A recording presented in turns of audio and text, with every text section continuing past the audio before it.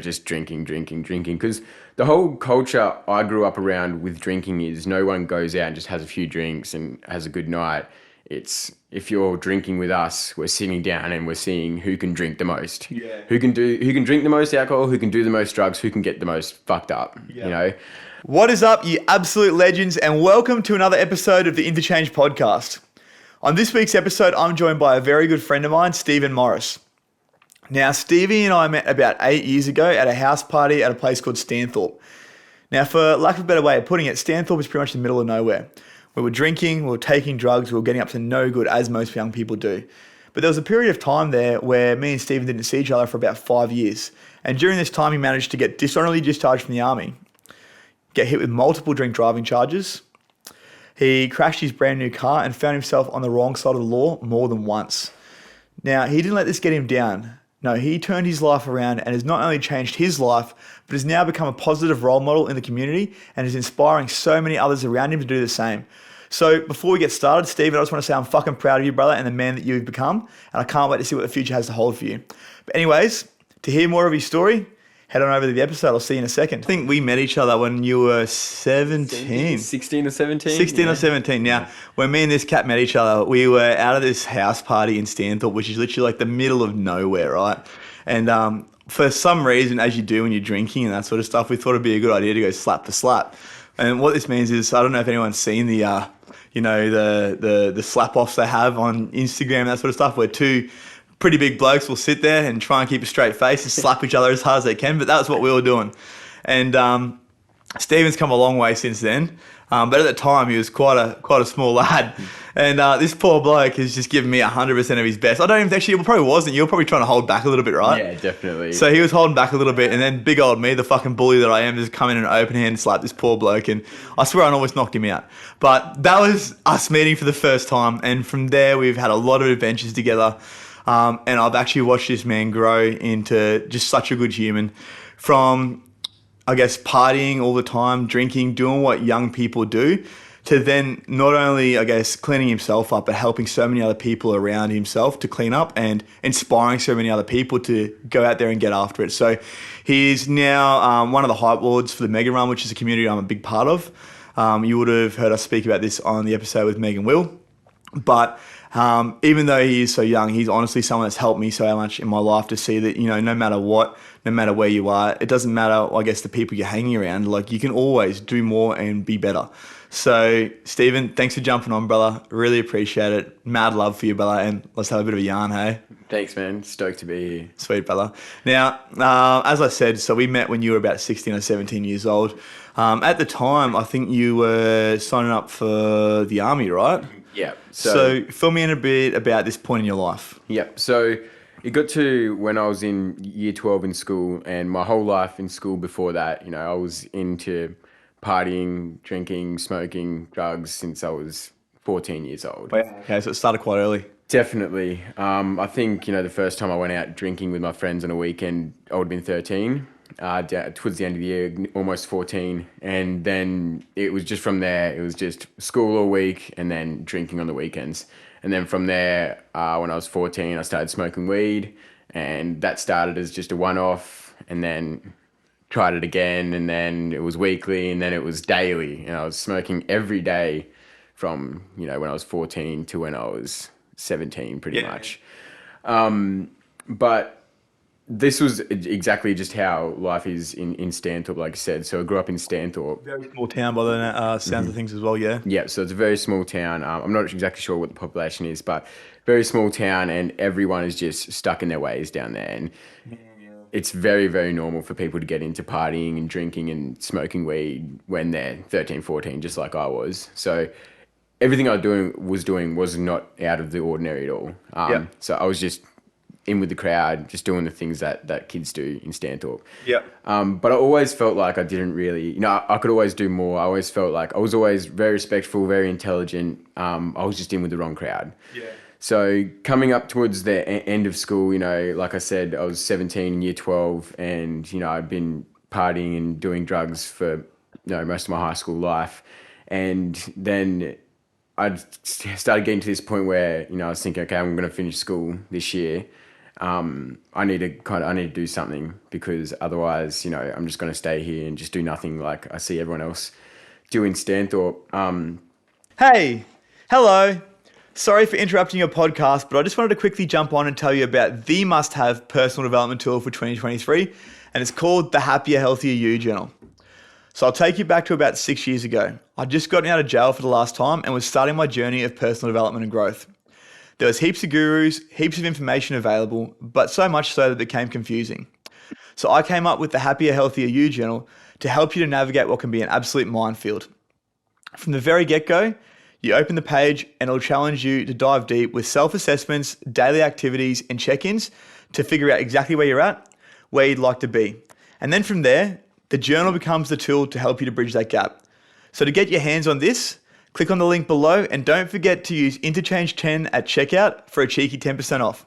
I'll see you back over on the episode. So I had no direction. Like, I didn't have anyone to look up to. My parents were in and out of jobs all their life as well. Yeah, man. There's a lot of stress on my mum to raise us kids, because my dad was hardly working. He was always, partying, doing drugs as well. So I didn't really have anyone to look up to or to a path to follow. Yeah, right. And then as I was thinking about these things at the start of year 12, what am I going to do after this year? I need to do something. I need a job. I just started seeing advertisements for Army ADF Gap Year, which is it's where you can sign up and you don't have to do a 4-year service. You sign up just for the 1 year, and if you like it, you stay. If you don't like it, you can leave. And I just thought that is such a good, gateway. And I was using that both as a stepping stone to get into the workforce, or like to get into a job outside of school, but also to, clean my act up a bit. Yeah. Because for one, I knew that I had to pass a urine drug test to get into the army. So I had to stop smoking weed. Yep. And like I said, I was smoking weed every day from when I was 14. Yep. So that was a bit of a struggle, especially when everyone around me was smoking weed every day too. So there was a few times where, I tried to stop, last a week, end up smoking again. Try to stop. Because the people I was around, I had nothing else to do. Yeah, man. Everyone I was with was smoking. So, I just had to spend time at home alone, really. But yeah, I used it as a push to be on the right path there as well. Because like I said, I always knew, I could do more. I always knew I didn't really belong in the crowd that I was in. And my mum used to tell me that all the time, She saw something special in me, but I always used to think it's just because she's my mum. That's what they say. Yeah. But I think most of them do, but she genuinely You're my meant special it. boy. Yeah, it's definitely. But yeah, she never stopped telling me. She never stopped telling me. Always told me that I could do better than the people I was She wasn't fucking wrong, was she? Nah, she definitely wasn't. She knew what she was talking about. Yeah, man. Yeah, so that's when I signed up for the gap year in the army. Cool, man. Now, how long was it after you signed up for the army that you got discharged? It was about 18 months. So I was only in the army for about 18 months. Like I said, it was a 1-year service thing. Like you get to the year and then you make the decision if you want to stay or leave. But I'll take you through the whole process. So I finished school that year in October, November, what it is whenever school finishes, and I was still 17. And then I joined the army. My enlistment date was in February. I think it was the 8th of February in 2000. That's when you signed up, started your shit? Yep, cool. 8th of February in 2016. That's when I was saying goodbye to my mum in Brisbane and jumping on a bus to go down to Kapooka, New South Wales, and do my 3 months of initial training, which was great for me, I think, because I was still 17 at the time, and everybody else that I marched in with were all over 18. And for those of you who don't know anything about the army or what the training's like, you come into Kapooka. I had a full head of hair. I had shoulder length hair. And you come in on the first day, get off the bus at Kapooka and people are yelling at you straight away. Get off the bus, grab your luggage, and then you grab your luggage out with your right hand. They go, "What are you doing? You need carried in your left hand." And you're just thinking, what is going on? Yeah, man. And then from there, you go to your rooms, drop your bags off, and straight to the barber, and everyone gets a number 2 all over. So goodbye to all my hair, and it was a bit of I feel like it's the same for most people that ask about joining the army. When they're sitting down, they're getting their hair shaved. Yeah, that's when you know, that's when it's real. I'm here, I'm doing this. It's on. Now. Yeah, definitely. And then from there, it's just you wake up in the morning at 6 a.m. and your day finishes, I believe you go to bed at 10 p.m. So it's 6 a.m. to 10 p.m. and you're told what to do all day, day. every day. Yeah, like you'd have no freedom of your own time for the first, 6 weeks or something. Which was pretty cool, honestly. Like it sucked at the time. It's just like doing a long run. It sucks at the time, but it builds and develops your skills and builds and develops your discipline. And, there's a lot of things you can take from it if you look at it with the right mindset, which I was. So I was actually kind of enjoying it in a way. Everyone hates it because it's pretty hectic, but I was kind of enjoying it in a way and just taking it day by day and just going hard. So I actually did really like the Kapuka training. Towards the end of it, you get a little bit more freedom. You get to go up to the shops on base by yourself, and like you can get a couple of hours to call your parents and call your friends and stuff like that. Yeah. And actually, when I was in the army, I got quite a lot of support from everyone that I'd hung around with my whole life. Yeah. All my friends were generally a lot older than me. I was 17, most of them between 23 and 26. And I would always call them, write letters to them. And it's so funny because I'm in the army doing this thing. All my friends are criminals, but we'll get onto that too, I'm sure. Yes, we will. Yeah. So they were actually really supportive of me through this whole thing, which was pretty cool. But that changes later. And anyway, after I marched out of Kapuka, it was a pretty good feeling, getting through the training. A lot of people, drop out. Bro. It's pretty definitely It's a big achievement. I feel like anyone physically can do it, but it's all mental. You're getting beat down mentally from 6 a.m. to 10 long run, p.m. right? It's like a long run, man. Like a long run. It's just like a long run. Yeah. So I marched out. My family came down for the march out. It was sick. But at the end of the march out, obviously, I was still 17 at the time, the whole way through Kapuka. Yeah. And, they obviously don't let anyone that's underage drink. Don't let anyone who's underage smoke. Yeah. And I was still a smoker. I still smoked cigarettes at the time. Yeah. So once you get like 6 weeks into your training, if you're over 18, you can ask for permission to have a cigarette, and you get like a couple cigarettes a day.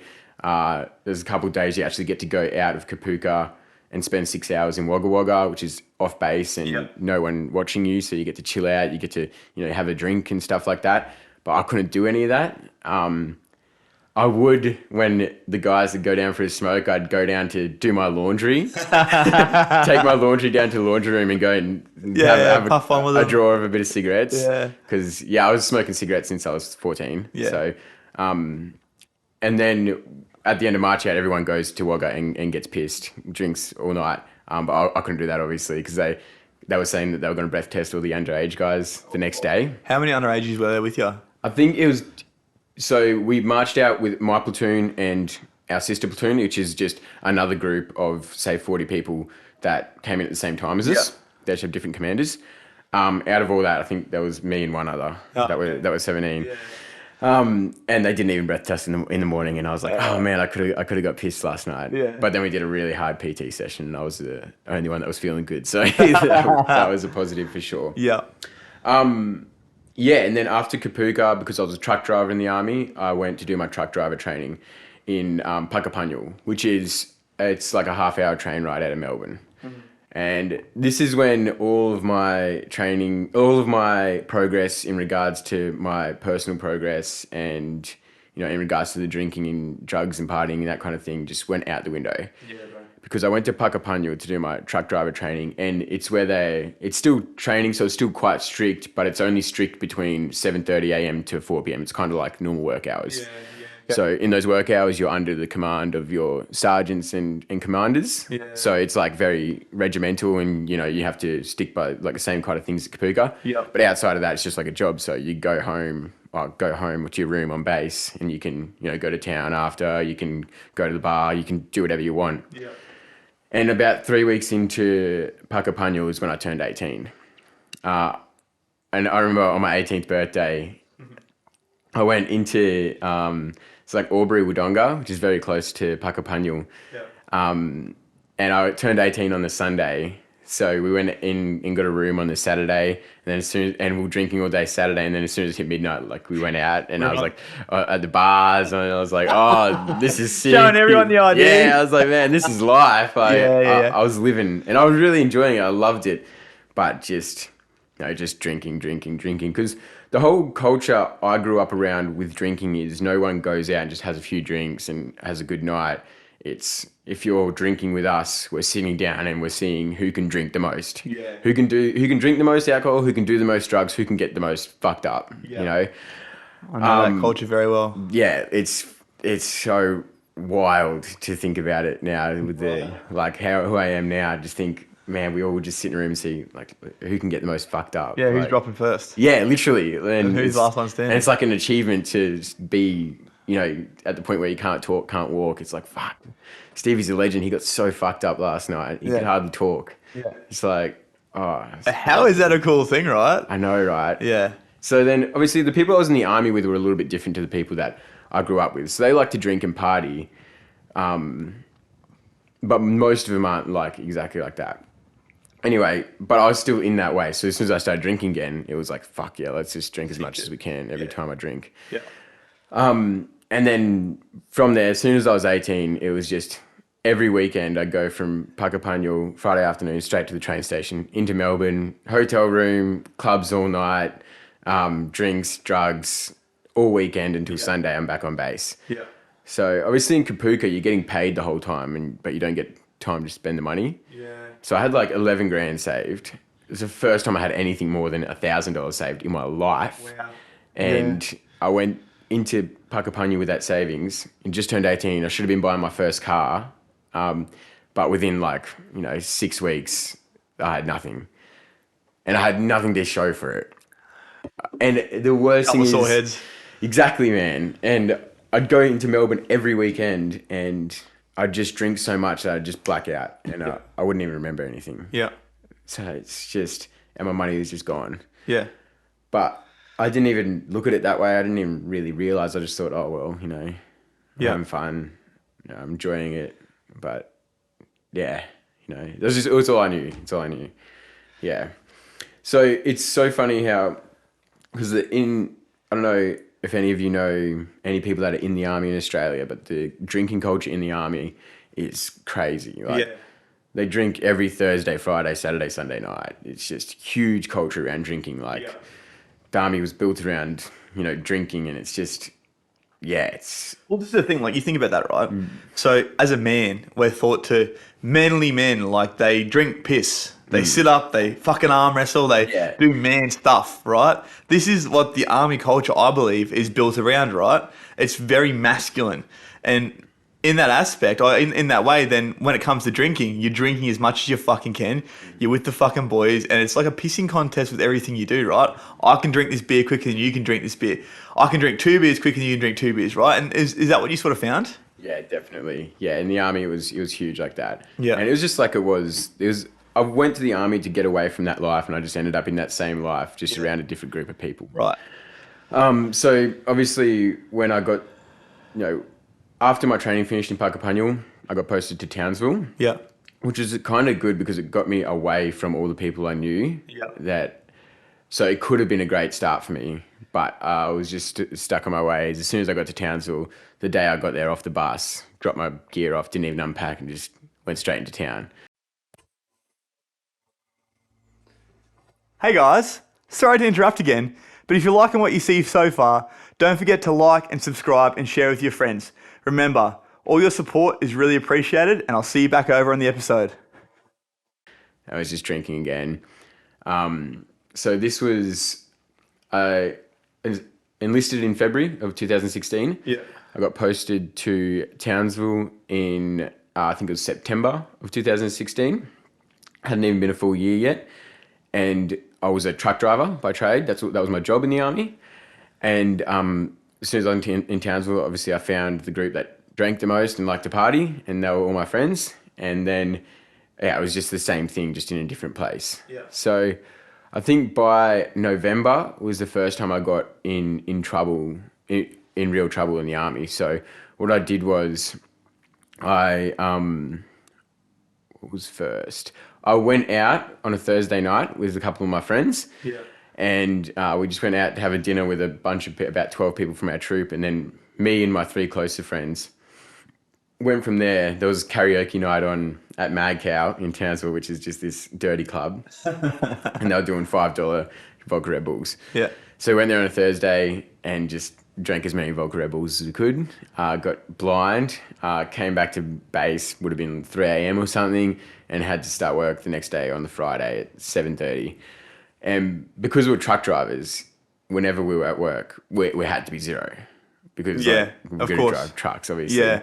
Not You're like we were- responsible for other people too, exactly, right? yeah. And not like we were driving trucks every day, but that was just standard across the board. Like that's what Yeah. we had to do. And the other guys that we went to dinner with, I think one of them might have said something that we left and we're going to drink to our commander. And then when I got to work, I actually drove from home to work. It's on base, but it was like probably like 5 kilometers, but I was definitely still drunk. Drove in with my friend and walked in, and my wing sergeant major was there, who is like the disciplinary guy. So if he was in your troop, he was there to, you know, take someone to have disciplinary action, like someone's done something wrong. And I just knew straight away. I was like, oh no, like he knows something. Anyway, so as we all got together as our troop, he obviously called over myself and my 3 friends that went out the night before because they knew, someone told them or something. I don't know. I don't really care. They knew. Then they came over and he had a breathalyzer and they breath tested all of us. And I can't remember what I blew, but it was like I was still drunk. It wasn't even like I was hungover. It's fucked. Yeah, definitely. So from there, they took us to the duty room and we just had to, with their duty care, they had to sit us in their room until we blew zeros before they could let us go. And how long was that? Man, there was 4 of us. The first guy blew zero at about 9 a.m, so it was about an hour and a half, and he was out. And then the next guy blew zero at about 10. Yeah. The next guy blew zero at about 11:30, and then I stayed there until 4:30 p.m. and I still wasn't blowing zero, but 4:30 was knockoff time, and I was still blowing 0.02 or something, and they just said, just go home. Yeah. And from there, what happens if you get trouble in the army? You get charged. You got to face. It's like facing a tribunal. Court. Yeah, literally. Right. So you march in. You have to see your CO, who's your commanding officer of the brigade, of the battalion, and then he'll give you a certain punishment. And our punishment was restriction of privileges, which just means you have to sleep in the duty room on the grass outside in a sleeping bag like you're outfield. And it depends how many days you get. I got 4 days. The other guys got 5 and 6 days because they were more senior. They should have been setting the example. Okay, And we had to sleep on the grass, wake up at 6 a.m, go to bed at 10 p.m. It was like Kapuka all over again. Yeah. No phones. You know, you had to eat ration packs and do out marching, doing drill on the road at 6 a.m, polishing brass, sweeping up parade grounds and just crap doing like the that. shit stuff. Yeah. So that was the first time I got in trouble in the army, and obviously it was alcohol related. Yeah. And then the next time after that, it was only a month later. So through all these little things that have happened when I was drinking, obviously like spending all my money, getting in trouble that day and having restriction of privileges, it never once even clicked to me, maybe I should stop drinking. Maybe it's the alcohol. Maybe it's not me. Yeah, it was always just like, yeah, well, there's nothing I can do. I just black out and do stupid stuff. That's it. That's it. Simple as that. And then one night I went out to Townsville. It would have only been a month later or something. And I went out, got pissed, blacked out, did some stupid stuff in the main street. I still don't even really know what I did, but I got a move on notice. Police said you have to leave the CBD. You come back for 12 hours. Yeah. I just left, did a lap of the block, came back in. They saw me again, said, mate, you got to leave or you're going to get arrested. Left, came back in, got arrested. Woke up in the watch house in the cell. Yeah. And you know it's crazy because I remember it went from 10 p.m. I was at the bar drinking, and then I just woke up in the watch house, and I was just like, "What's happened in this concrete room?" I had no idea what it was. Yeah, you wouldn't fuck out. Yeah, I was like, I don't even know what's going on. And then the police officer walked in, and I kind of like pieced everything together, realized what was happening. Yeah. And then I had to go to like civilian court for public nuisance. Yeah. And then because that was 2 drinking related offences, you know, within a month or 2, then I got like a formal warning thing in the army, which is like, so I had to like go in front of the CO again, the whole court type thing. And I got the formal warning, and it's pretty much if you do something along the lines of alcohol related again, then you're out. Yeah. So I was like, it kind of scared me a bit, and I kind of thought, man, I need to, you know, lay off the drinking a little bit, but you know, that only lasts until the next weekend, and then it's just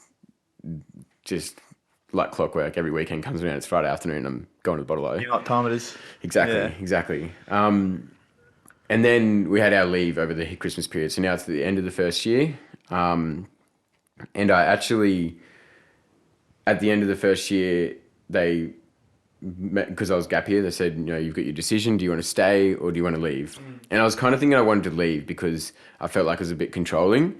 But then they said, look, if you stay, we'll post you to Brisbane, because they knew my family and like everyone I knew was around Brisbane.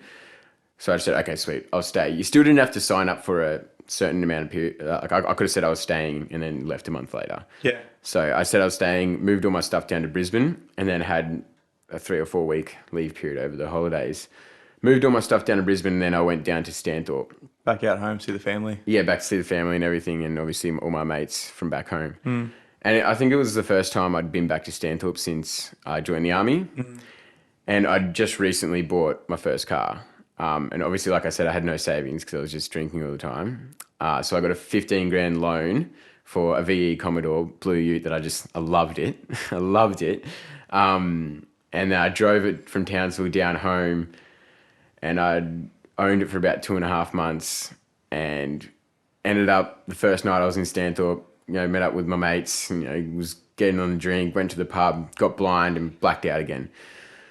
And then while I was blacked out, I was telling my mates about my car, and then went and looked at it, and then we jumped in, and I went out and drove and fucking out dirt roads out the back of Stanthorpe and wrapped the car around a tree. Yeah. So I enjoy it. Yep. And we left it out there, went back to my mate's house, and then I woke up the next day. And like I said, I was blacked out. I didn't even know. And my friend woke me up, and he was stressing. And I said, what's going on? He said, we need to work out what we're going to do with your car. And I said, what do you mean my car? And then, It all fucking started coming back. So we went, obviously my car was still out in the bush. And what we did was we waited until like 3 p.m. that day so that we could go out and then call and pretend like it just happened, so that I could like do an insurance claim, because I have full comprehensive insurance. Went out at 3 p.m. that day, called up, and they're like, oh yeah, ambulance and fireys and police came out. They're like, sweet, got a tow truck to come out to pick up the car. And then the police were like, okay, we just need to do a breath test to make sure, like for the police report. And I said, yeah, sweet, no worries. And then I did the breath test, and I was still over 0 because I was on my P plates. Yeah, it had to be 0. 0 chance of fucking being sober by then, eh? Yeah, it was 3 p.m. the next day. You'd think that you'd be sweet, eh? Literally. Yeah. And I blew like 0.03 or something, and that was it. Didn't get any insurance. No insurance. 15 grand loan with no car to even show for it. Yeah. And yeah, so 15 grand loan, no car, and lost my license for 3 months. Drink driving charge, right? Yeah. Yeah. Yeah. So that was my first drink driving charge, which was the first, I guess, serious charge that I ever had. Yeah. I'd had a couple public nuisance things before, drinking in public and stuff like that, but that was the first thing I realized, fuck, like, I hate it when people drink drive. And my mates used to do it all the time, man. Yep. Like they would just drink like it was on a weekend and they just drive home. Yeah. And I'm like, man, what are you doing? And not just drive home, they'd fucking hook out of your fucking driveway. They'd be sideways up the street, right? Yeah. Man. Yeah. And it was so normal for them, but I always hated it. I never wanted to do it. But like I said, when I black out, I just do anything really. So that was the first time I like properly drink drove, and I got caught. And then from then, obviously, when I went back to the army, I had to tell them that I had a court date, and I'd been caught drink driving. And as a truck driver in the army. And as a truck driver in the army, that means you lose your job. Yeah. So I'm going back start of the next year, just arrived at my new unit in Brisbane, and that was the first thing I had to deal with.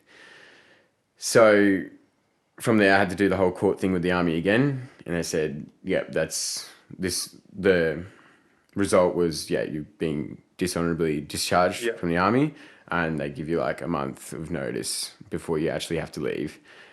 And that shook me up quite a bit. I already felt like I wanted to leave the army, but being told that I had to leave, just different feeling, right? So different. Yeah. It was like I felt so disappointed, like a disgrace, and I felt pretty low.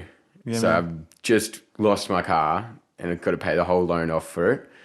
Lost my license for 3 months, and I've just lost my job. There's the 3. That's it. Like, there's the 3 things you need to survive, right? Yeah.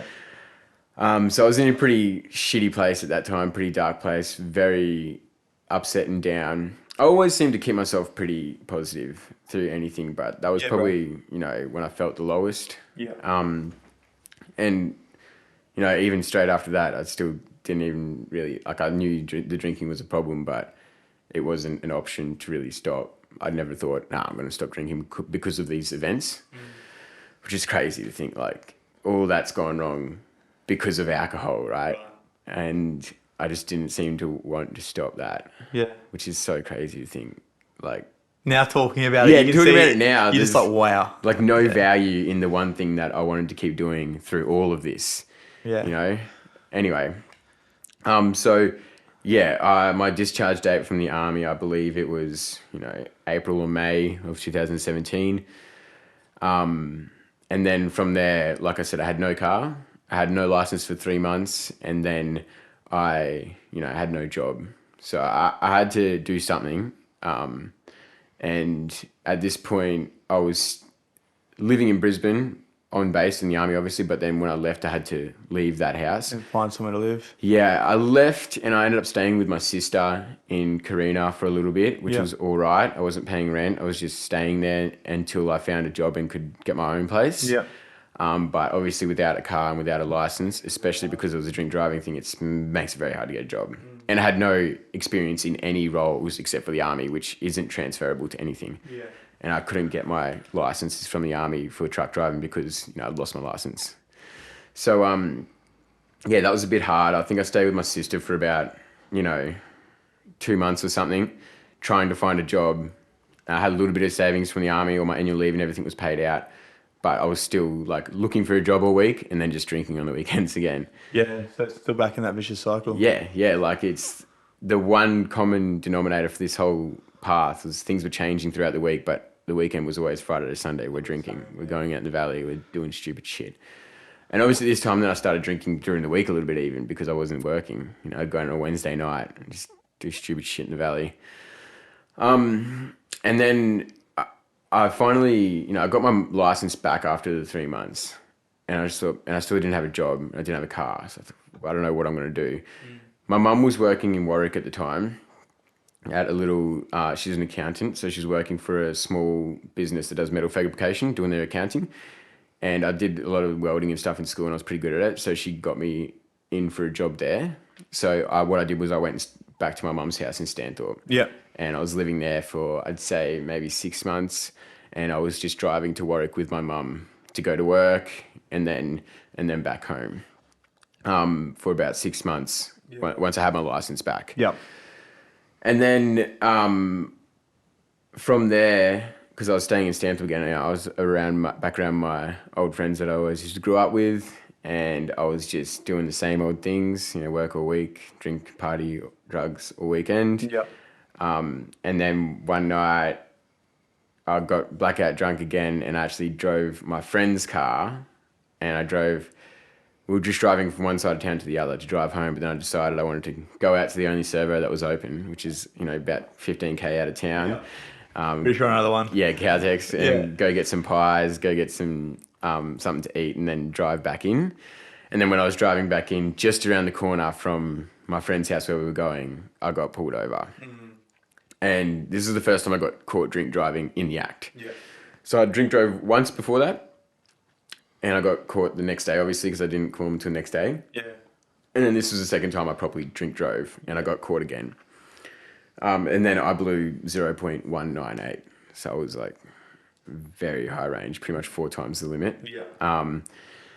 And yeah, same thing. I woke up the next day and my mate gives me like court papers and I said, "What's this for?" And he said, "You drove home last night and you got caught." And I was just like, fuck, man. Same thing again, that cycle. Like, I was blacking out so much at this point. I felt like I was blacking out every time I drank. Yeah. It's just because I drank so much. But I kept saying the same thing, like, oh, well, there's nothing I can do about it because I can't control myself when I'm blacked out. I do these stupid things when I'm drink because I can't control myself when I black out.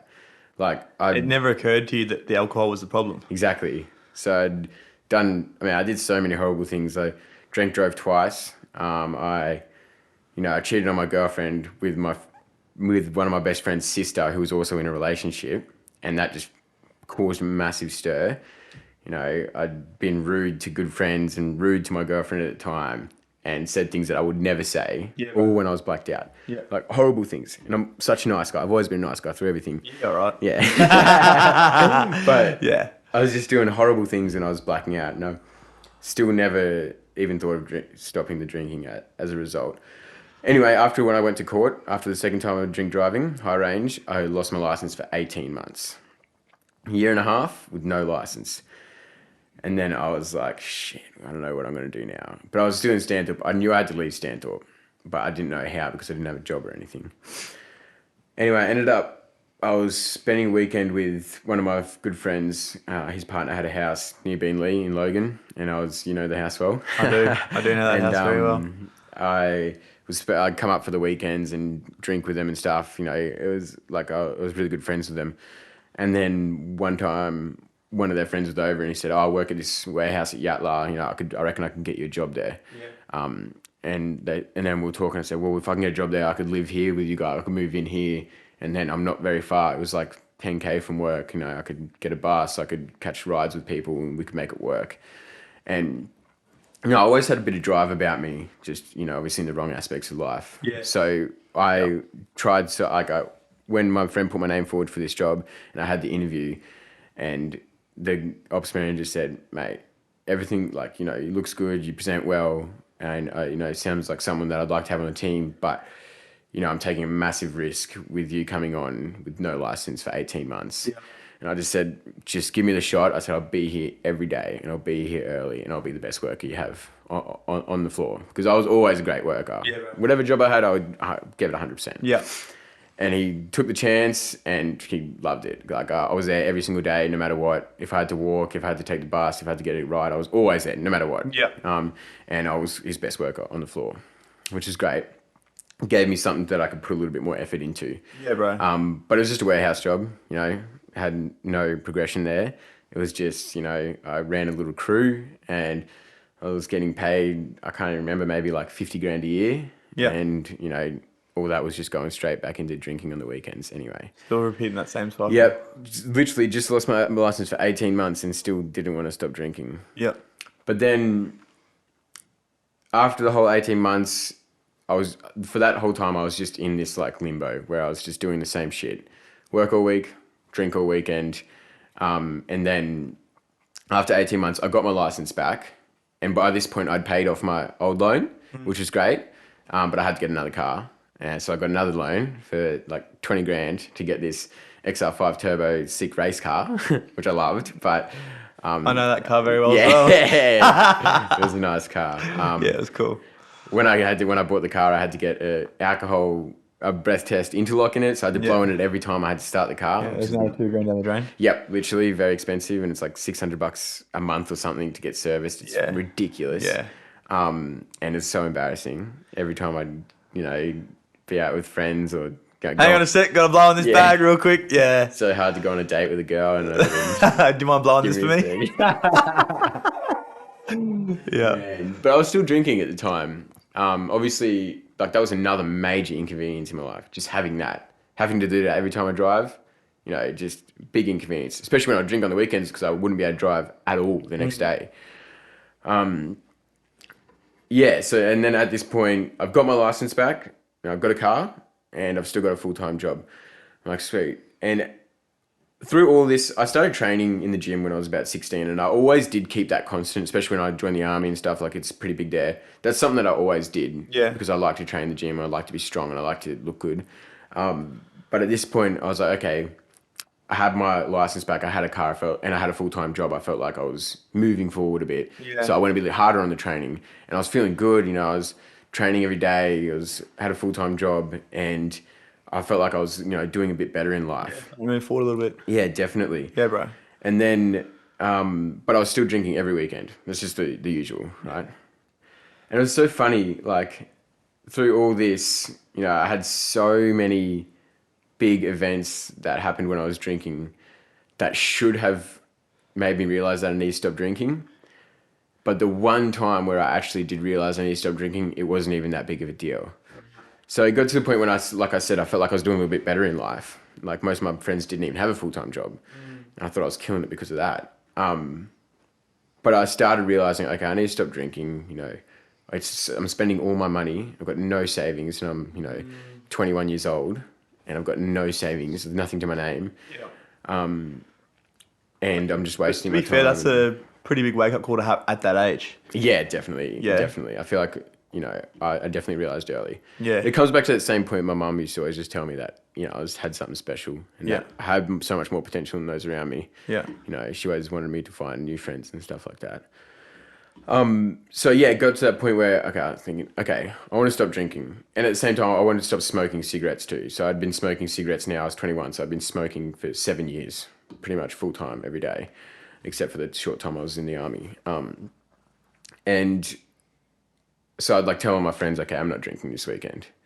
And they go, oh, come on, man, what do you mean? You're not going to drink with us? You're going to come out to the Valley? We've got this event on this weekend. You should definitely come, bro. No, I'm not drinking this weekend. I'm not drinking this weekend. Sometimes I wouldn't even make it through that weekend. But sometimes I'd make it through one weekend. Yeah. And then I'm like, sick, I got through the weekend without drinking. Nice. But then it gets to the next weekend. And then my friends, what are you doing this weekend? And, oh, nothing, I'm not drinking. No, we've got this thing on the Valley. Let's go to Birdie's. We're going to go out all night. We're going to pull chicks, man. It's going to be sick. And then, I'd just cave and I'd go out and I'd drink all weekend again. Seems so appealing, right? Yeah. Well, it's because it's all I ever knew what to do to have fun was to drink. Right. So when I stopped doing that, I felt like I had nothing to do to have fun. Yeah. And I had no friends around me because That's everyone a big around one, me, right? everyone around me was drinking as well. So I think it would have been about 3 months of this on and off, just saying I'm going to quit drinking, but never actually making it through a couple of weeks. But I had a little thought, I wanted to stop. And then one weekend, so I'd been drinking all Friday night, all Saturday morning, and then went out Saturday night in the Gold Coast. And it was just something silly. I was in Surfers Paradise and I grabbed a chair from a kebab shop and was just being an idiot. I had it above my head and threw it back down and broke the chair. And then the owner was going off and then I left and the police arrested me for that, which is nothing really. I just broke a chair at a kebab shop. You know what I mean? You fucking nuisance. Yeah. Public enemy number one right there. I know, right? What a criminal. Yeah. And so I... Don't worry about all the people smoking meth around the corner. Yeah, exactly. This poor bloke got his chair broken. I know, right? So I got arrested that night. And then I woke up in the morning and I had to go to court again. And that morning, I woke up. As soon as I woke up and saw those court papers, I just knew straight away. Yeah. I'm not drinking again. Yep. That was it. And that was the last time I drank. And how old were you at this point? 21 years old. So you're now 24.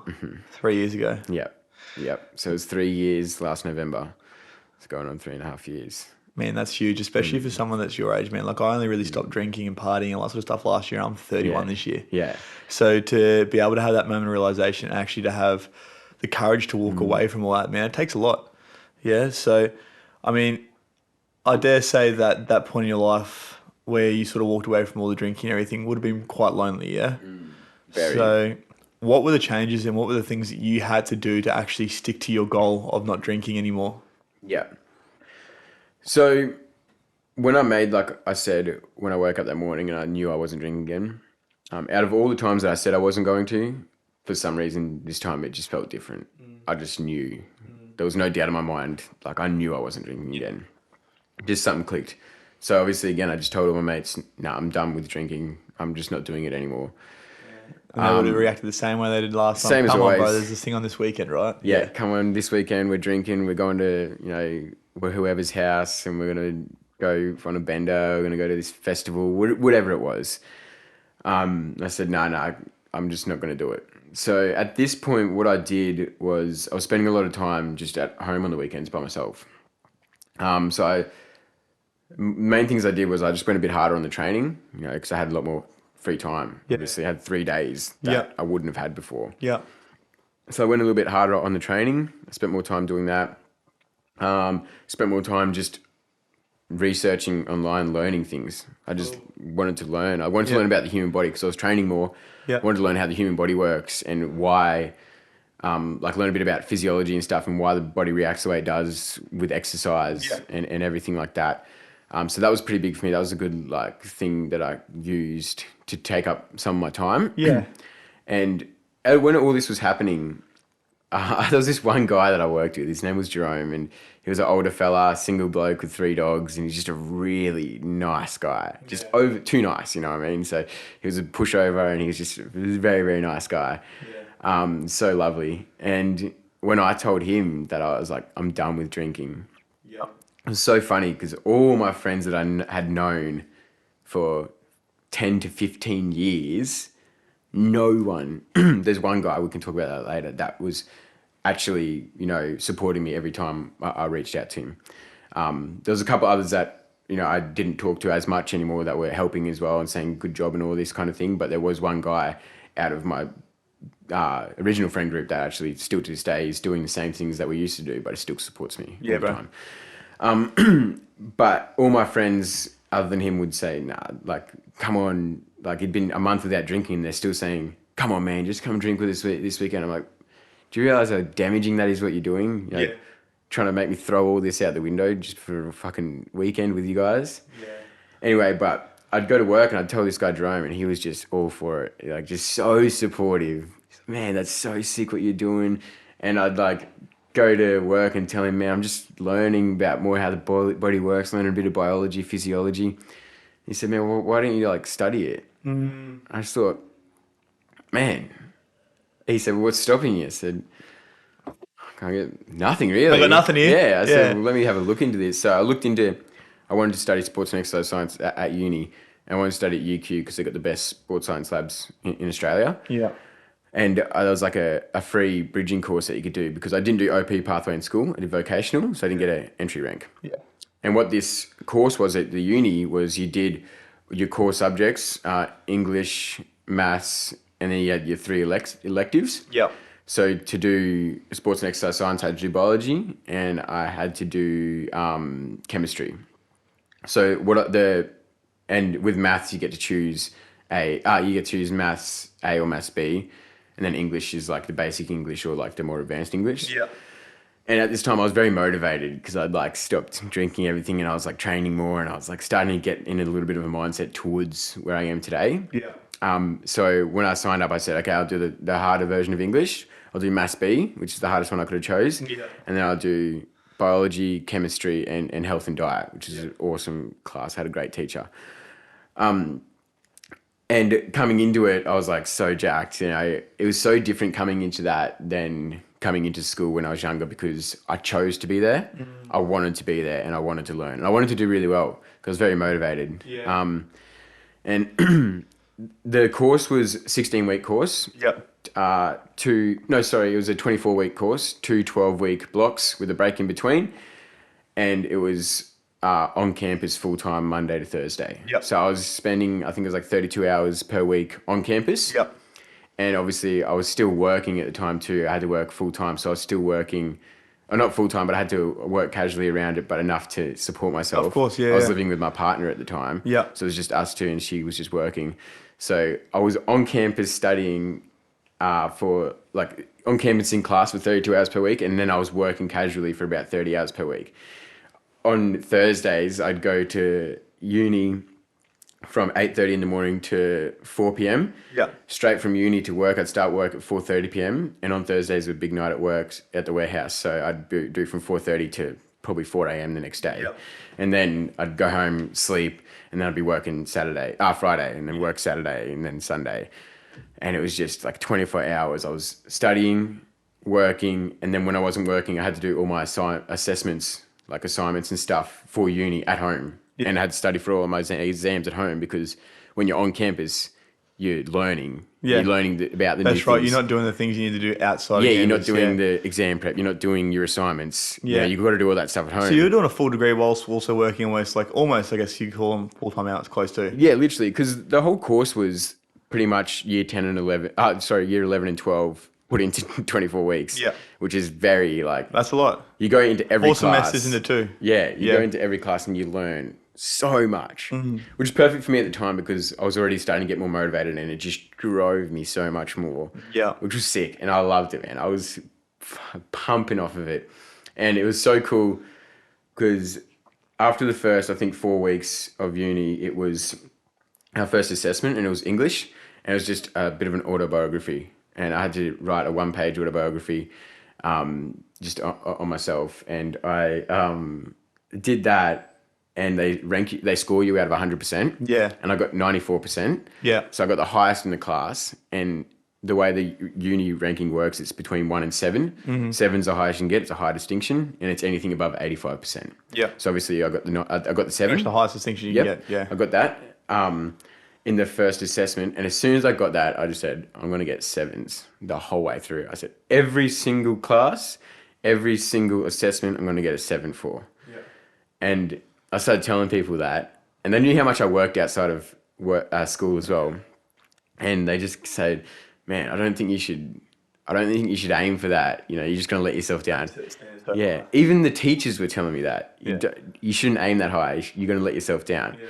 And I just set the bar low. Yeah, set the bar low so you at least achieve it, and then you'll be happy. Exactly. Fuck that shit. But I just say, like, well, if I just aim for that, then if I come in shorter, then I'm still killing it anyway. Shoot for the moon, they say, and at least you end up somewhere in the stars, right? Definitely, man. Yeah. So, because after this course, I had to get a rank of, I think it was 76 for sports and exercise science. Yeah. And to get that, I had to get like 3 7s, and then the rest I could get like a 5 and a 4 or something. Yeah. So like, it wasn't really super hard to get that rank, but the highest rank you could get was a 93, and that was all 7s with 1 6. Yeah. And I said, I want to get the 93. Yeah. I said, but I want to get all 7s. Yeah, of course. Yeah. Anyway, fast forward to the end of the course, and I stuck to it the whole way through. Every single piece of assessment, got a 7, 85% and plus. Most of my stuff was 90%. Yeah. Man, I was just going so hard. My whole day was like... You put your focus into it. Yeah, and that's what came out. Definitely. My whole day was I'd wake up at 5:30 in the morning, straight to the gym. Yeah. Back home and get my stuff ready, lunch, and go to uni. Yeah. After uni, Monday to Wednesday, I'd come back from uni and I'm studying for exams and doing my assignments. Yeah. And then wake up the next morning, same thing again, except for on Thursdays I'd go to uni and then straight to work, and then all night, and then Thursday, Friday, Saturday, Sunday was all work. And in between all that, I had to do meal prep and stuff like that as well. You did the shit you had to do. I was just work. I was around the clock. Yeah. And I loved it, man. I was so motivated. I was driven at that point. Anyway, it was sick. Even at the end in my Maths B exam, it was like calculus, and it was super hard, but I got 100% in the exam. Yeah. I was like, the whole time going through, I was like, man, I've got to get 100% in one of these exams. Yeah. And at the end of it, I ended up getting 100% in biology, chemistry, and Maths B final exams, when they were all the hardest ones, and everyone was like, oh, that is crazy. See, and I hadn't seen you for years. I hadn't seen you for years at this point when you were going through all this. I hadn't seen you for probably about 3 or 4 years, right? And then I remember just seeing on your Instagram, right, like you're doing this thing called Mega Run. You're doing this Mega Run community, and I started showing up to the one on the Gold Coast, and I remember we were talking back and forth, and you're like, man, I'll do the one up in Brisbane. No, it was in Ipswich at the time. You're like, I'm doing the one up in Ipswich. You have to come check it out sometime. And I was like, yeah, okay, cool. So I was talking to a couple of people up there, and I was like, all right, I'm going to come because I've got my mate's 30th. I'm doing 75 hard. I'm getting ready for a boxing fight. So all the boys are going to be out getting messy till like whatever time. I was up in Brisbane. I'm like, fuck, I'm going to make a point of coming out and coming for a run with you. And that was the first time I'd seen you, and I don't know fucking how long, from being 17 years old, you know, seeing you at Bender's, to then running this fucking small community of people that are out there on a Sunday morning, getting after it at fucking 5 a.m. or something like that. Because this is like, I think it was around May when I seen you, probably 2 years ago now? Yeah. 2 years ago? 2021. Yeah. Probably like in the second half of the year in 2021. Yeah. And, so you were just completely different to the person that I remembered. Yeah. So what got you into, I guess, running? What was the transformation that got you to there? And then how did you, I guess, find yourself working with Mega Run and not just inspiring, I guess, the people in your close community, but inspiring so many people around you? Yeah. Yeah, the Mega Run is a good one. I think we definitely have a good conversation around this. So while I went through all this change, when I quit drinking, I quit smoking at the same time too. So I've been 3 years without smoking cigarettes as well, which is great. And like I said, I lost all my friends, and I was just spending a lot of time on my own. Like I said, when I was doing the uni thing, I had to spend time on my own. I know what that's like, bro. Because I was just studying, working, uni. I was just alone. Yeah. And then even when that finished, I didn't choose to go do my degree in uni because COVID was happening. I didn't want to pay for a degree and not even be able to go into class. So then I just focused more on my exercise and stuff like that. But I was still just on my own, doing my own thing. I was working, and then I was going to the gym, and it just, I spent about 2 years just on my own, doing my own thing, which was great. It was good to learn how to, be happy on my own. Yes, bro. And, make myself happy and be like, wake up keen to work on myself, which is pretty cool.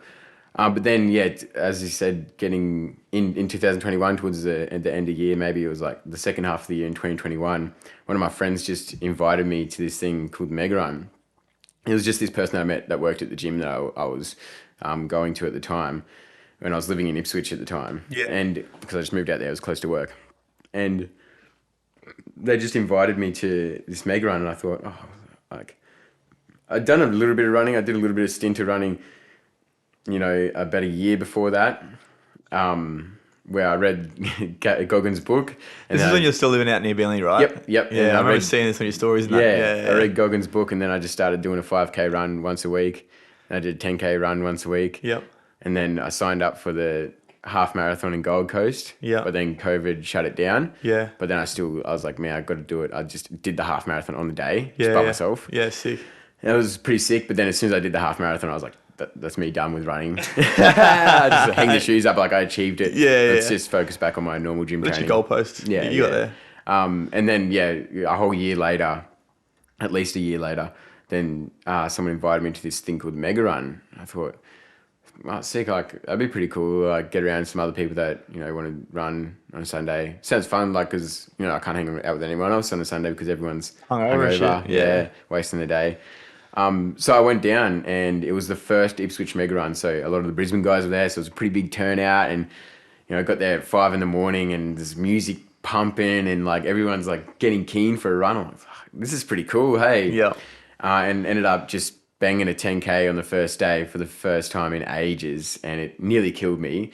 But like the energy of everyone just got me through it. For anyone that's been to Mega Run, they know exactly what you're talking about, bro. Yeah, definitely. I sat out for like a 5K this morning and ended up doing 10. Yeah. Every time, dude. Every time. Yeah, so ended up doing the whole 10K, could hardly walk after it. Yeah. But and then went and had breakfast, because part of the Mega Run too is you have breakfast with everyone as well. And sat down and I was meeting people. And I was like, these guys are pretty cool. Like, they seem to be into the same things as I am. A lot of them didn't really drink because they were here on a Sunday. Yeah. Like, I didn't know there was more people like me out there that don't want to drink on weekends and, and want to work on themselves and stuff like that. I thought, man, this is cool. And I was addicted straight away. So I would go every Sunday to Ipswich. And then, man, I was just loving it. I was there every week, going hard. And that's when Meg noticed me from the Ipswich group. Someone put my name forward that was hosting at the time, said this guy would be great as a hype lord, which is what we call our hosts for the Mega Run locations. They said this guy would be great for a hype lord for Ipswich, to run Ipswich with us. And then Meg reached out to me and said, hey, I think that he'd be great as a hype lord at Ipswich. Like, what do you think? And I just, definitely. I said, that would be so sick. I'd love it. So I started being the hype lord for Ipswich and running that location. And then from there, it felt so good to be in that position, because I knew what it was like when I first came to a Mega Run. And, I met all these people that were just like me and wanted to get after it, and opened all these doors for me. And just being in a position where I could lead that and attract more people into it and change more people's lives was just huge. And like when we first started hype lording for Mega Run, we do weekly video calls with all the hype lords of the locations, and with Meg and Will would run the call, and then we'd all talk between ourselves about what's happened in our location that week, and we put in strategies to go forward to grow our locations and to change more lives. It was all about this. The whole purpose of Mega Run was to change people's lives, and I saw how it already had an impact on my life, because I'd just found all friends again that I could hang out with and do stuff. You found your people. Yeah, I'd go for a run on the Sunday, and then we'd go rock climbing or something, and then we'd go go down to the beach for a swim or something like that. Stuff that no one I hung out with would ever do. Yeah. So it was really cool for me. And then from there, Brisbane Mega Run's on the Saturday, and Brisbane Mega Run is a beast. There's 100 people there every weekend. I was actually heading down on New Year's Day of 2022 to the coast to do a run with my friend Tommy. And typical, he called me and it was raining that day. And the day before I said, man, it's going to be raining tomorrow. Do you still want to do this run? He said, yeah, meet me at my place at 5 a.m. I said, even if it's raining, are you going to run? He said, yeah. And then, of course, on the morning, called him on the way there, didn't answer, sent me a text saying, nah, mate, it's raining, I don't want to run. That doesn't sound like Tommy. Yeah. Oh, dude. And so I was halfway to the coast and I'm from Ipswich. So I just thought, man, what am I going to do? It's 4:30 in the morning, I'm halfway to the coast. And I thought, oh, there's a Brisbane Mega Run is actually on Saturdays. Man, I'll go check that out. So New Year's Day, 2022 was my first day at Brisbane Mega Run. And it was raining and like there was still 40 plus people there. And it was so sick. We just got after it, just got into it. And yeah, it was so good. And that's where I really met a lot more people that were doing, crazy things with the running. Yeah. So Ipswich was more of like a family community vibe of a run club. But then I came to Brisbane and I realised what it really portrayed exactly what Mega Run is about. Yeah. And that's getting the go-getters of the world together in one spot. Because everyone I talked to there had an incredible story and had insane goals that they wanted to achieve. Right? It's crazy. You talk to everyone and they're like, I'm doing this challenge. I'm doing this. I'm trying to push myself. I was talking to someone this morning, right? Yeah. And he's like telling me he's doing the Gold Coast Mara, right? And he's like, but I'm not just doing the Gold Coast Mara. I'm doing like this other challenge where he's like, I'm going to hit my bench 1 rep max. I'm going to hit my fucking squat 1 rep max. I'm going to fucking break my fucking 100 meter sprint. I'm going to fucking, he's like, in the same weekend. That's my challenge for myself. Oh, that's sick. And I was just like, cool. This is crazy, bro. Because like you said, man, like so many people out there doing that shit. And when you were isolated because of, I guess, stopping drinking and realizing that you had to move yourself and remove yourself from the people that were doing that, you would have felt so alone. But now you've found those people, right? Yeah, definitely. So I think this is something that a lot of people get scared of. It's like that fit in or fuck off mentality. And a lot of people aren't even enjoying the drinking. They're not even enjoying the partying. They're just doing it because it's all they know. Yeah.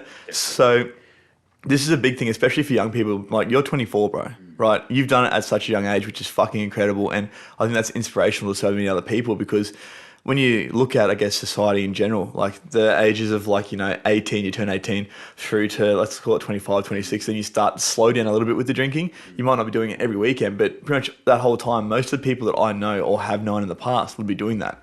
And now you've completely turned your life around. You're not only obviously doing it for yourself, but you're showing so many other people that they are capable to do that as well.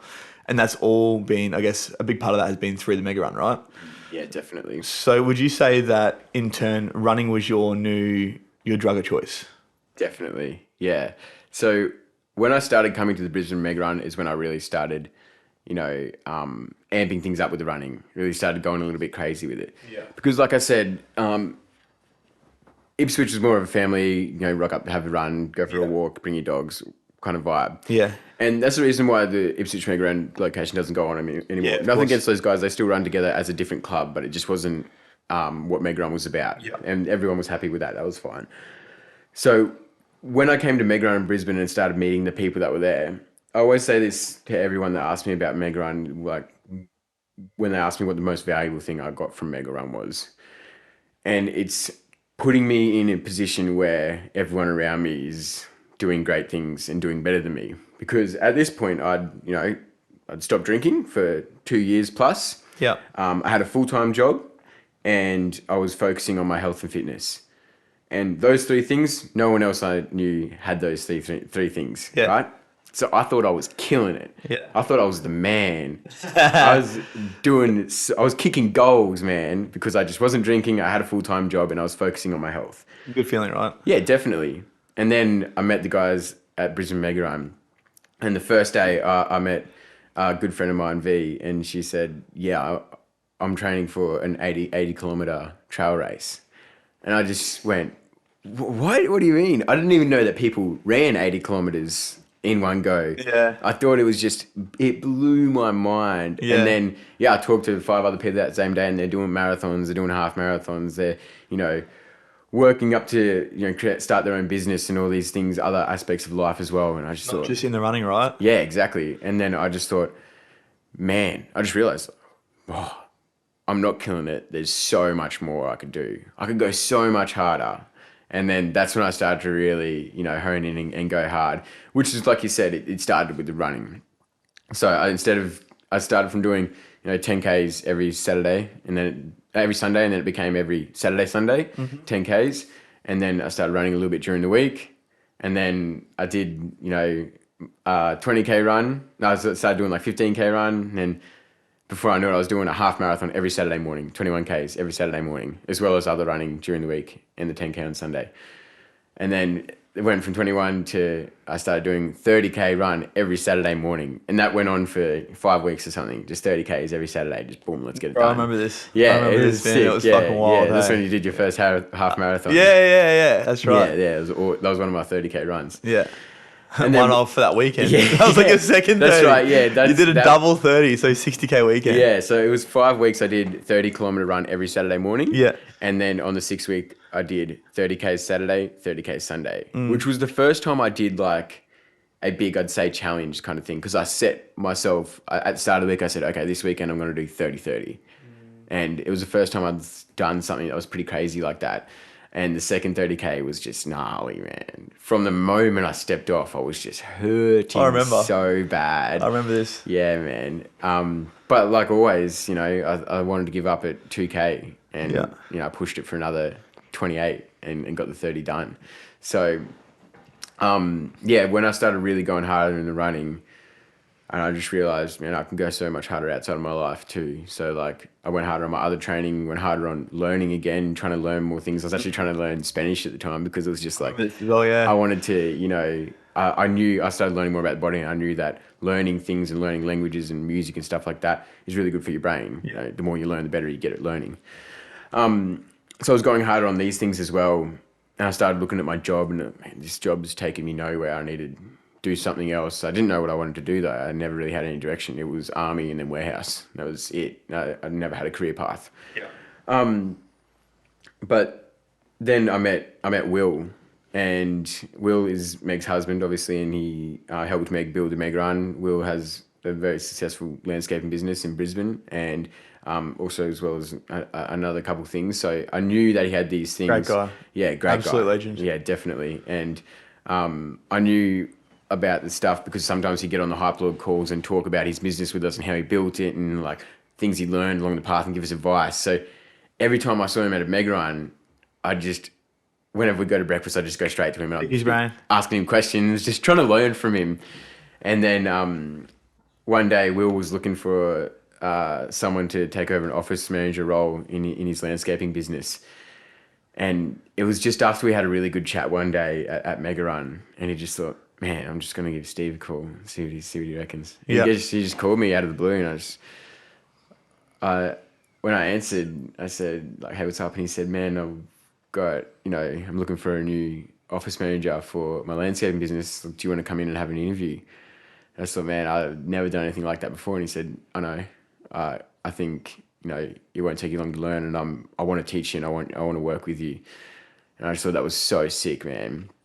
I went in and did the interview. We went over everything that was required of the role. And I just said, man, I have never done anything like that. But I said, I definitely want to work with you. I want to work inside your business, see how it works. And I want to work alongside you just to learn. The more time I can just spend in the same room as you, I'm just going to benefit from it so much. I knew it. And then, he just took a bit of a punt on me. I was a bit of left field and just put me in and just put the work into me. I was with him every single day. For the first 2 weeks, it was just me and him together all day. Yep. And we'd be working 10-hour days. And he's just teaching me everything from the ground up. Everything from zero. You were Mr. Miyagi. Yeah, literally. And I was loving it, man. Yeah, there was not one day I was going to work thinking, man, I'm going to be here for like 10 hours plus today, learning. I was just fired up going to work like, man, I'm learning so much. I'm just loving. It's not like I ever wanted to work in a landscaping business, or I ever wanted to be an office manager, or I ever wanted to do recruitment.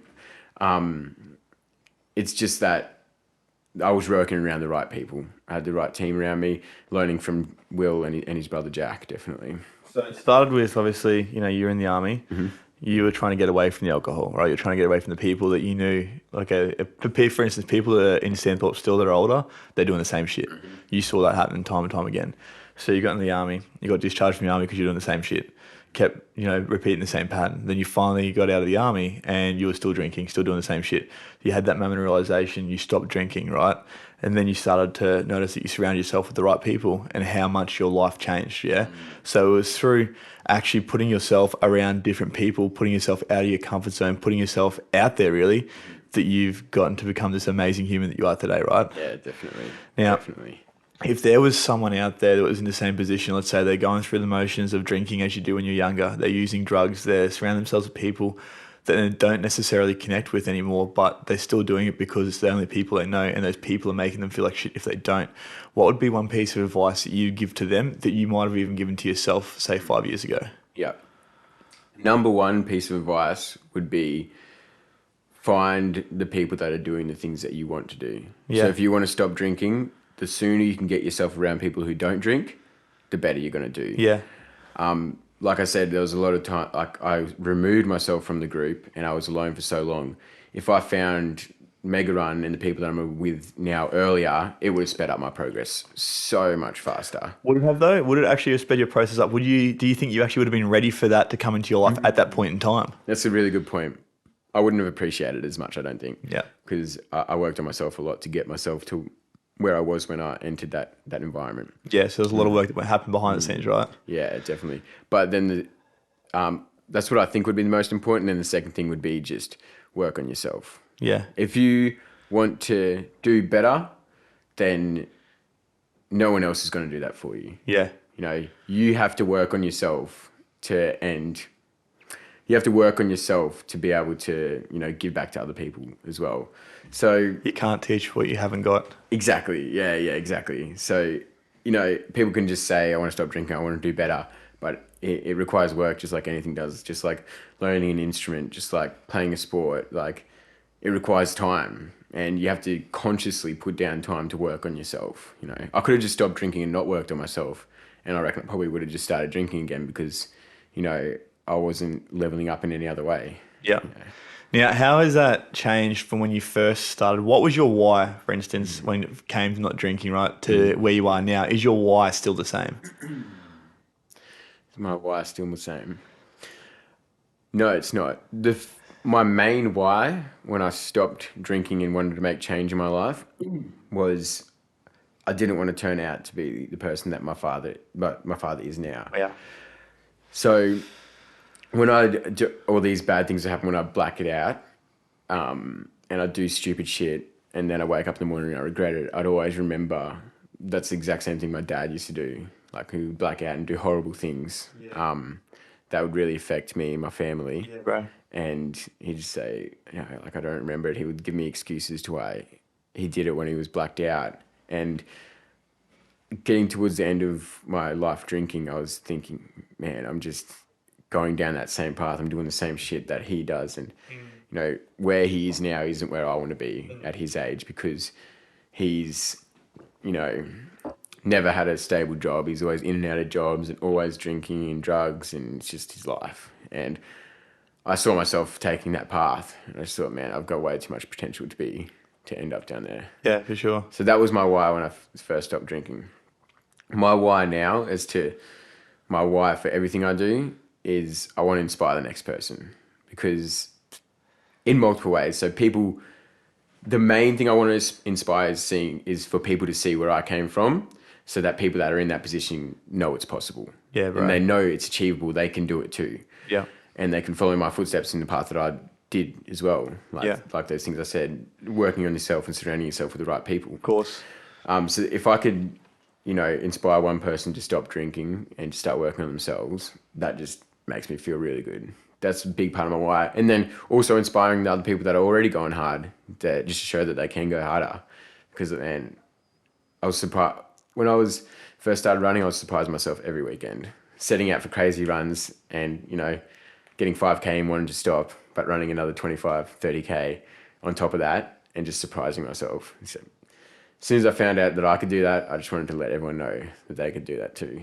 So that's my why now. I want to inspire everyone else because every person you inspire and then they start to go harder, then they inspire someone else who sees them and it just just that spreads. ripple effect, right? Yeah, And that's definitely. what interchange is all about. So I know the mega run is very, very similar. You know, you're capable of more. Yeah. But with interchange, it's all about, you know, by changing the life of one person, even though we can't change the world alone, if we can change the life of just one person, that one person can then change the life of many. Yeah. And in turn, we can change the world together. Yeah, definitely, man. And man, like I see you up there getting after it every weekend, fucking banging out Kosciuszko. Yeah. Like this, dude, you didn't even really train for that, did you? Nah. So there's this race that this crazy cat right here got signed up for, sort of like as a like I guess you call him a prize for being like Mega Run Hype Lord of the Year. Yeah. And we had this massive thing called the Mega Run. Me and a couple of my mates got this award for most inspirational in the community, which is really fucking cool. I definitely needed that after getting knocked out in the first 30 seconds of my boxing fight the night before, literally the night before. But then I came out and banged out a fucking PB that next day, so I got the monkey on my shoulders. This guy right here got like Hype Lord of the Year, which meant that he got signed up for and had to go, not had to, but got to. Yeah. Got to go and do the Kosciuszko 100, which is a 100K race through Mount Kosciuszko. Yeah. Now, it's no small feat, right? Tell us about that experience.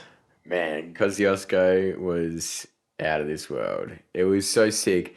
And it was awesome to be able to get the chance to actually, you know, have my flights, accommodation, tickets, food, everything paid for. Yeah, bro. The trip too. Yeah. And Kosciuszko itself was, I'd done some pretty crazy challenges and stuff before, but it was the first time I did something where, you know, you tell someone about it and they go, what? Like you're running 100 kilometers.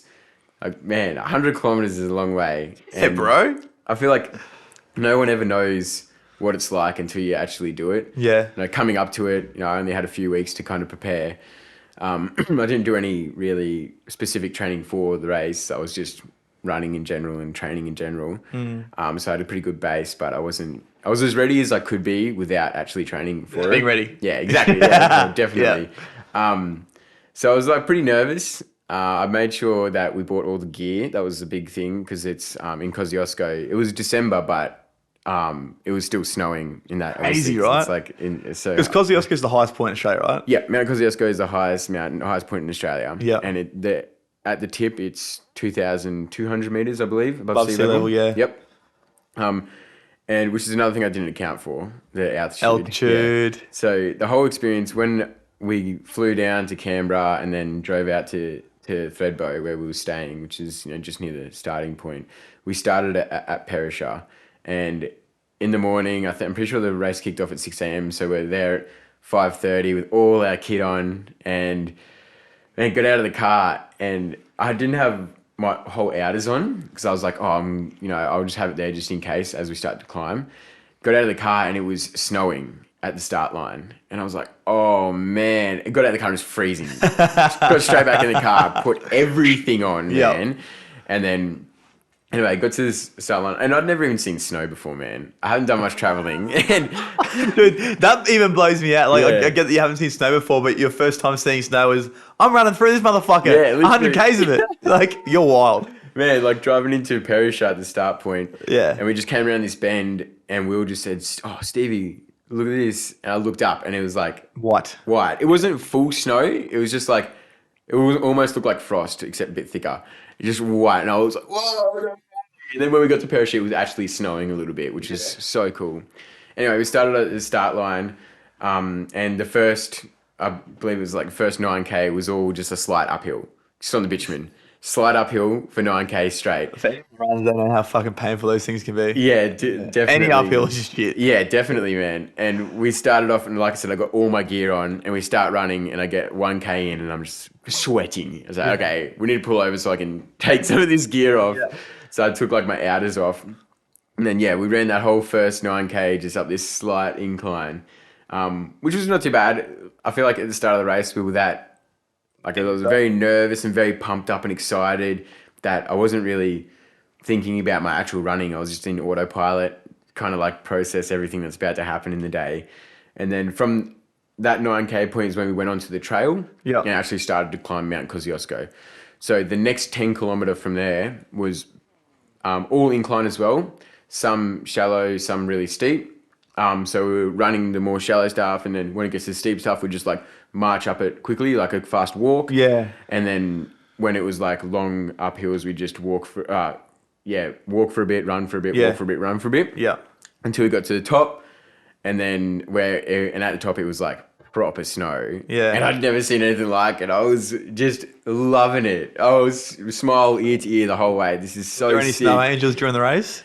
Nah, that should have.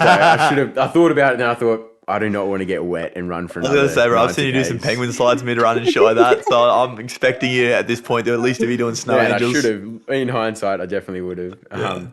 But yeah, and then we turned around and then another 10K back down the track that we came, which was sick because we just cruising down the You hill. got the peak and come back down. Yeah, we didn't actually get to go all the way to the peak. We didn't get to summit, unfortunately, because it was unseasonably cold. It wasn't supposed to be that much snow. It was too much snow for us to go to the summit. Yeah. So they had to change the track a little bit. But we got 200 meters from the summit. Yeah. And then started cruising all the way back down. Hit our first aid station at about 25K or something. Yeah. Filled up our water, had some lollies and stuff, and then started running down through the valley, and it was just sick. Hotter down in the valley, so I took off a few Malays again, but it was just running through the mountains, and it was just, the scenery was amazing. Like, if anyone listening to this is a runner and they want to do their first 100K race, I definitely would recommend the Kosciuszko. It was put on so well as well, and it was just beautiful. Yeah. But through the race, I'm not going to get right into particulars of everything, but when we got to about 65K is when I really started to hurt a lot. Yep. So I was running the Kosciuszko with Meg and Will. At this point, 65Ks would be in the longest distance you'd done. Yeah. Yeah. I had run a 50K before, but that was just on flat, on road. And that nearly killed me as well. Yeah. But that was, quite a few months before. And then we got to, I was running with Meg and Will for the race, and we got to 60K, and I always try to break it down into smaller bits. So we were just going aid station to aid station, just got to get to the next aid station. Most of them were only 10K apart, between 9 and 12K apart. And we're just running at 60K, and Will just turns around to me and goes, "Man, there's only 4 more 10Ks to go." And normally I'd be like, "Oh, sick, that's a good way to break it down." Yeah. But he turned around and said, "Man, there's only 4 more 10Ks to go." And I just went, Big exhale. "Man." He just said, "Man, it's just 4 mega runs." And I just said, "That's so Just a long." marathon to go. Yeah. It's so long. And that's when I started to kind of get a little bit negative. Yeah. Just like, I've been out in the trails for, at this point, 9 hours or something like that. And it just starts to get Just to you. moving the whole time, pretty much. Yeah, it just starts to get to you. Obviously, just running as much as we could, walking up the hills and stuff like that. And then we got to the 63K checkpoint, and I wanted to take a little bit longer there. I said, okay, I want to have a bit of a break, eat something, give me 10, 15 minutes, and then we'll take off. But Meg and Will didn't want to have such a long break. I was like, okay, sweet. So I was packing up my stuff, and then they'd taken off. I'm like, And the next run was only 6Ks to the next aid station. So they pumped this 6K. They left just before me, but I left just after them, and I was pumping that 6K. I felt good. And then we got to the next one, which was about 69K, just under 69K. And I came in just behind them, but they were just grabbing stuff and then leaving straight away. Yeah. And then I came in and Will said, "Are you just going to grab some stuff? We're going to go straight away." And I just said, "No, I want to have a rest. Just go. I'll just finish by myself." There's only another, another 30K to go. Only. It's quite 30. That's a Saturday run, right? Yeah, it's a Saturday morning run. And I should not have told them to go. Yeah. I should have stuck with them, because as soon as I was by myself, I was so negative. Yeah, That head noise would have been really fucking loud, eh? I left that 69K checkpoint, ran for about 1 kilometer, and then I was just walking. I was just walking for like 5K straight. What was going through your head at this point in time? What were the thoughts that you were telling yourself? This whole time, all that was going on in my head was, "No, you need to stop. You've done enough. You've run 70K. That's more than anyone would ever do." And a lot of people don't finish these courses, right? Yeah, definitely. There's a lot of people that don't finish. Definitely. And I was just walking for so long, and I was stopping, sitting on a log. I was like crying on this log for like a couple minutes one time. Yeah, man. People were walking past me, "You're right." And I'm just having a bit of a sore. Got a bit going on. Yeah. And I was just in this dark place where, I did not have one thought. I did not have one positive thought for ages. There wasn't one point where I thought I was going to finish that race for an hour straight. It was just, the next checkpoint was 88K. And I was like, I'm getting to that. I'm walking the whole way to that checkpoint, and then I'm done. I'm going home from there. That's all I could think about. Yeah.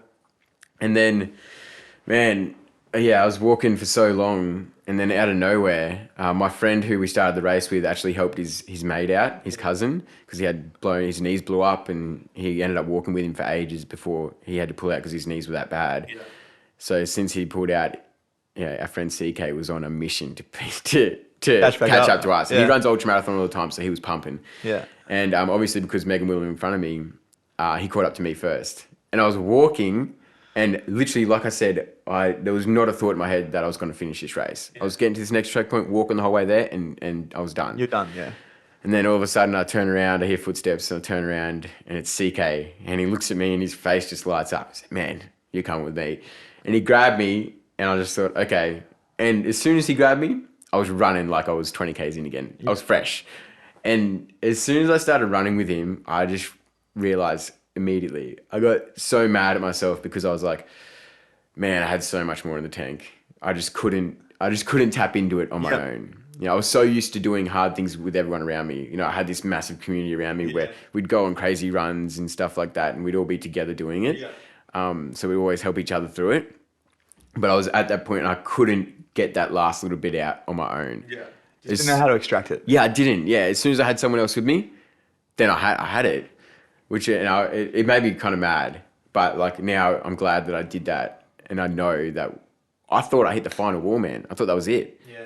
But then all it took was one of my mates to say, "Come on, man, we got this. Let's go." Yeah. And we just finished the race together, crazy, right? Which was so sick, man. Yeah. It's so sick. And now I know, looking back on that, when I hit that point again, I say, nah, I've more there. I've definitely got more there. Yeah. I know that now, and I want to... Your body wasn't breaking down or anything like that. It was all up here, right? 100%. Yeah. I didn't even feel that bad. You know? All the pain stopped after about 40K. Yeah. No, I didn't really feel it. It was just autopilot. Yeah. It was just mental, man. Draining. This is the thing, bro. It's like, I guess, the same with getting off alcohol. It's all mental, right? It's the people around you. If you surround yourself with the people that are doing that shit day in and day out, it's going to make it so much harder for you to see that you can do more than that, right? Yeah. You only see what the people around you are showing you, right?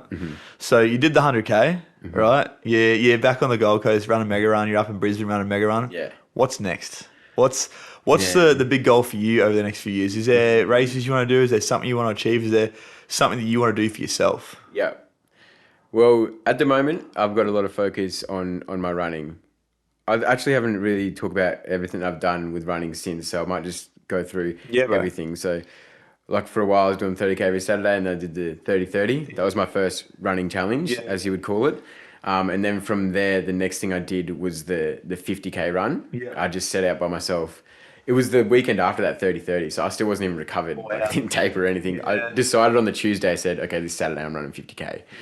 And I went out and just did that, sent it. So I'd done the 30-30, I did the 50K run, and then I did the Goggins Challenge, which is 7 kilometers every 4 hours for 48 hours straight. I did a couple of those legs with you, man. Yeah, that was really cool. That was so sick. Fun. So that was, pissing down rain the entire time, pretty much, man. Wet shoes on every run. Yeah. That was 2 marathons in 2 days with hardly any sleep. And then I did the 100K, and then I did the Mega Goggins Challenge, which is just a step up. It's 10K every 4 hours for 48 hours. Yeah. And that was the hardest. That was harder than the 100K. Yeah. It's the hardest thing I've ever done. Was that 120? 120 Ks in 2 days without hardly any sleep. In between as well. Yeah, it's just... So you got to literally drag yourself up to do these things. Yeah. And every run, starting's the hardest part. That's exactly right. I was going to say that. So just like to give some, I guess, ground for what's happening here. Like I did a couple of legs with you. I remember we did the late night run. I think it was like the 10 p.m. Yeah. Running through the valley in Brisbane. Yeah. That was fucking probably one of my highlights in my running career, was running through that valley at 10 p.m. When all the creatures were just starting to come out. And it was for footy night as well. I'm pretty sure they had the one of the big footy games on. And so everyone was pissed as. We had people trying to shoulder charge us. We had all sorts of stuff going on. But then we got home, we got back, and then I think the next run was like 2 p.m, right? Or 2 a.m, sorry. 2 a.m, yeah. And I remember waking up for that run, and I was just like, fuck, I'm still tired. I'm sore. This is fucked. And it was pissing down with rain. Yeah. And you went through that, not only for that challenge the entire time, doing the 7Ks every fucking 4 hours, right? But you then did the Mega Goggins Challenge, which was then that one on steroids. Yeah. So it's a lot having to start that run each time. Definitely, yeah. And coming into the Mega Goggins Challenge, I thought it was just going to be a little bit harder than the Goggins Challenge. I didn't realize how much harder it was going to be. At the end of the Goggins Challenge, I was running on such a high that I thought, man, I finished that last run and I was like, man, I could keep going. Yeah. I could go again. Give me Yeah. 4 hours. Let's go again. Yeah. But when I finished the Mega Gorgons Challenge, I was not doing one step over that last. You look at your watch, you're just like, fucking Right. stop. 10K, bang, watch comes off, shoes come off on the ground. Done. Yeah. Crying. Yeah. Yeah. So, I'll go back to your question as of what's next. The next thing I want to do, I've told a couple people this, but I haven't actually announced it, so this will be kind of the first time. What I want to do is, because I did the Goggins Challenge the first time on my birthday. So this year on my birthday, I want to go back to my hometown Stanthorpe, which I talked about earlier. And I want to run, there's another town near Stanthorpe called Warwick, and it's 63K between the two. So I want to go to Warwick and run from Warwick to Stanthorpe. Yeah. And the whole reason, and Stanthorpe is 400 metres higher above sea level than Warwick is, plus it's hills the whole way. So I reckon it'll be about 1,200 metres of elevation. So it's going to be a pretty gnarly run. Yeah. I'm really excited for it. And the whole reason I want to do that is just to show people what they can do if they just left Stanthorpe and just wanted to do something better. Yeah. Just to really show them that anything's possible if they just get out there. There's a whole world out there. And also, like, everyone from Stanthorpe follows my socials and stuff, and they see the stuff I do, the 30, 50, 100K runs, but they don't have any point of reference. There's no reference to it at Yeah. all, but to see you then running from somewhere that they know this drive is this far, and then to be ending up in your town, Yeah. and you'll probably have a lot of them there to sort of like, I guess, be like, whoa, fuck, Yeah. you did it. Yeah, definitely. That's going to be a big pivotal point maybe for a lot of those people, hopefully. Yeah, hopefully it like flicks a switch for everybody thinking, man, this guy just ran from Warwick to Stanthorpe, because they all know it. They know it well. And maybe they think, man, maybe I could do that one day. Man, and this is the thing, like, I guess a lot of people will see you running now, and I think this guy's always been a fucking runner. Exactly, man. This is the thing. It Yeah. doesn't matter where you're at, Yep. who you are, what you've done in the past. You can always turn your life around no matter where you're at, because it is never too late. Yeah. Right? Definitely, man. Definitely. Man, it's been a fucking pleasure. Oh, man, it's been great. Thank you very Definitely. much, my Thanks. bro. Yeah, thanks, bro. I love you, bro. Easy, brother. Now, where can anyone that wants to follow your story find you? Oh, yeah, you can find me on Instagram, just Steaven Morris. My name's spelled a little bit different. It's Steaven, Yeah. Morris. I always fuck that up when I'm looking for your Yeah, phone, your number in my phone. Yeah. Yeah. So, yeah, it's just Steaven Morris on Instagram, no spaces. And that's pretty much where you'll see anything that I'm doing. Or if anyone wants to come for a run with you. If anyone wants to come for a run with me, I'm at Mega Run every Saturday in Brisbane, 5:30 a.m. at Joey's Cafe, Kangaroo Point, and then every Sunday at the Gold Coast in Talabudgera Creek at 5:30 a.m. Rock on, brother. Much love. Oh, man.